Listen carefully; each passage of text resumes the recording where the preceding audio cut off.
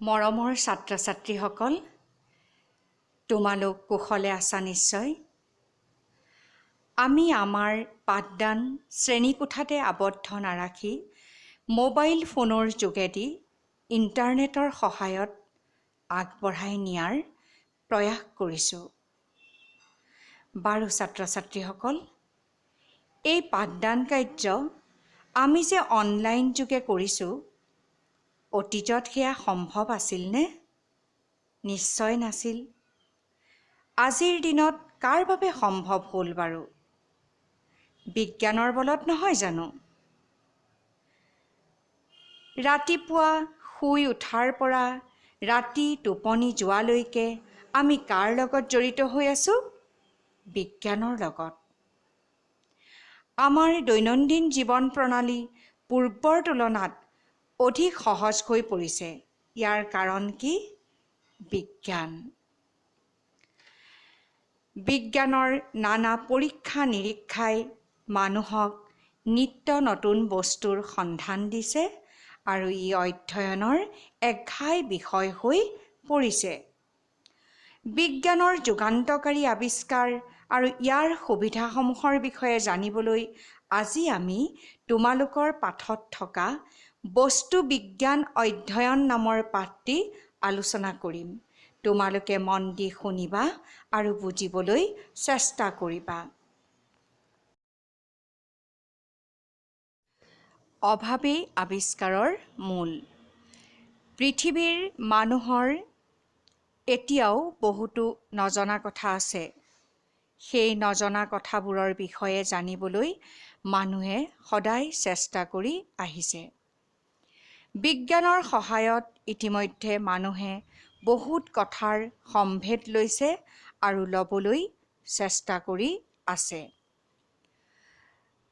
চিন্তা শক্তি, জ্ঞান আৰু সাধনাৰ দ্বাৰা যিসকল মানুহে গোটেই মানৱ সমাজৰ সুখ, আনন্দ, সুযোগ, সুবিধাৰ বাবে কিছুমান আচৰিত ধৰণৰ বস্তু সৃষ্টি কৰি আহিছে, সেইসকল মহান ব্যক্তিকে সাধাৰণ অৰ্থত বৈজ্ঞানিক বোলা হয়।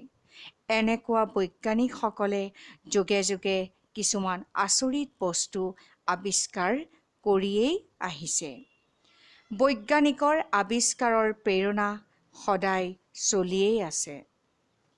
বৰ্তমান যুগ হ'ল বিজ্ঞানৰ যুগ। বিজ্ঞানক বাদ দি আজিৰ মানুহৰ জীৱন যাত্ৰা অচল। বিজ্ঞান শাস্ত্ৰ জ্ঞানৰ ভঁৰাল। কোনো এটা বিষয়ৰ প্ৰণালীবদ্ধ অধ্যয়নেই হৈছে বিজ্ঞান। বিজ্ঞানৰ বলত মানুহে বিভিন্ন ধৰণৰ বস্তু আৱিষ্কাৰ কৰিব ধৰিছে।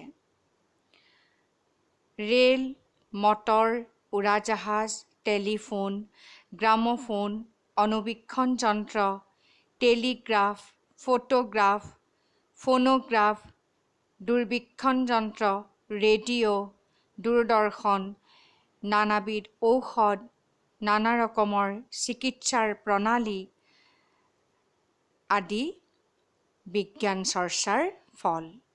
এইবোৰ বস্তুৰ ব্যৱহাৰে মানুহৰ জীৱন ধাৰণৰ সা-সুবিধা বঢ়াই মানৱ কল্যাণৰ সাধন কৰিছে। আজিৰ আমাৰ এই পাঠদান যেনেকৈ তোমালোকে ইউটিউব, হোৱাটছআপৰ জৰিয়তে লাভ কৰিছা, তেনেকৈ শব্দ তৰংগৰ দ্বাৰা তোমালোকে ৰেডিঅ' অনুষ্ঠানৰ লগতে ৰেডিঅ'ত প্ৰচাৰ হোৱা তোমালোকৰ পাঠদানো শুনিব পাৰিছা।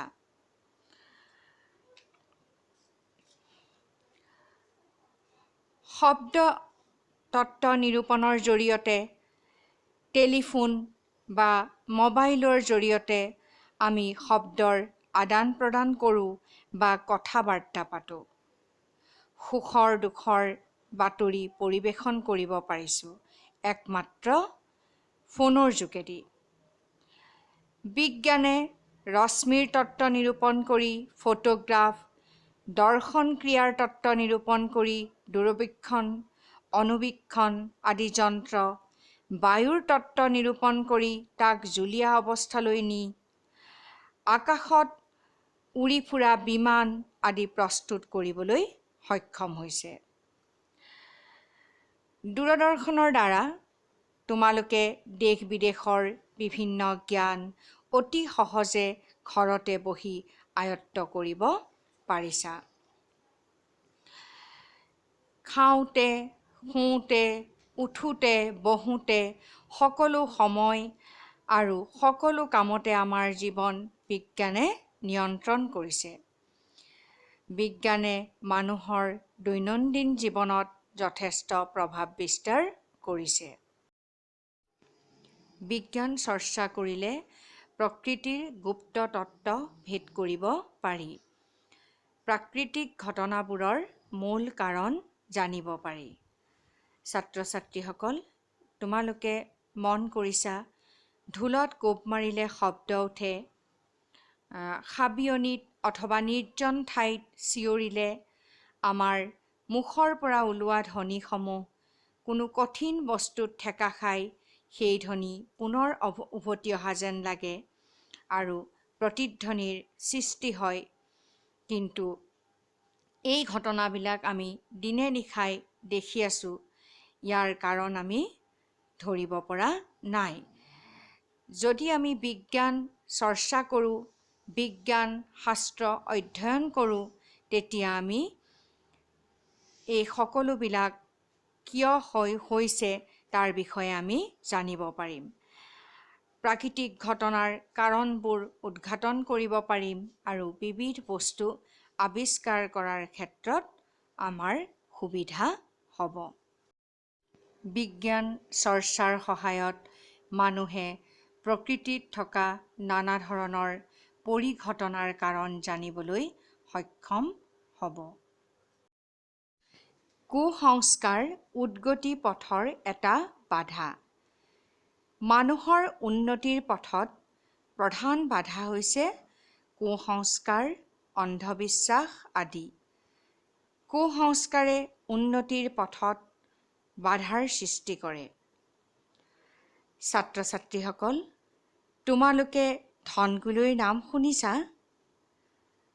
অতীততে বা বৰ্তমানেও কুসংস্কাৰ আৰু অন্ধবিশ্বাসে আৱৰি থকা কিছুমান মানুহে ধনগুলৈক প্ৰেতৰ মায়া বুলি বিশ্বাস কৰে।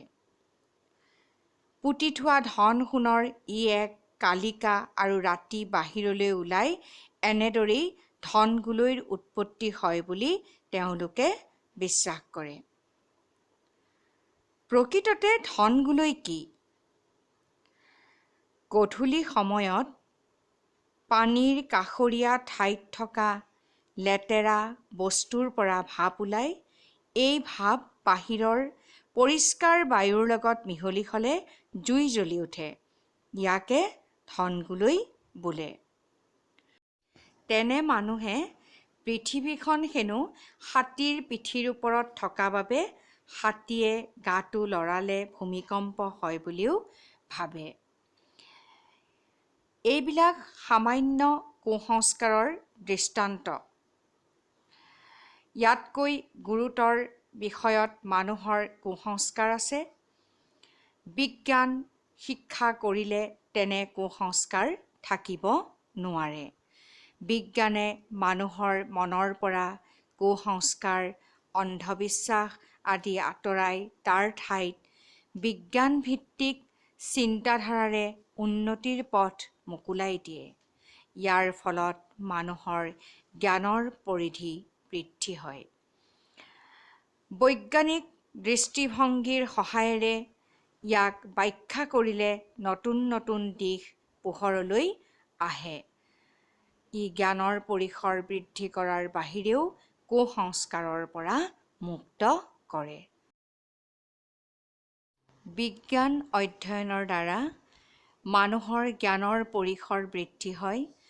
বিজ্ঞানে সমাজৰ কুসংস্কাৰ, অন্ধবিশ্বাস আদি আঁতৰাই মানুহক আগবাঢ়ি যাবলৈ আৰু এখন সুস্থ সমাজ গঢ়িবলৈ অনুপ্ৰেৰণা দিয়ে।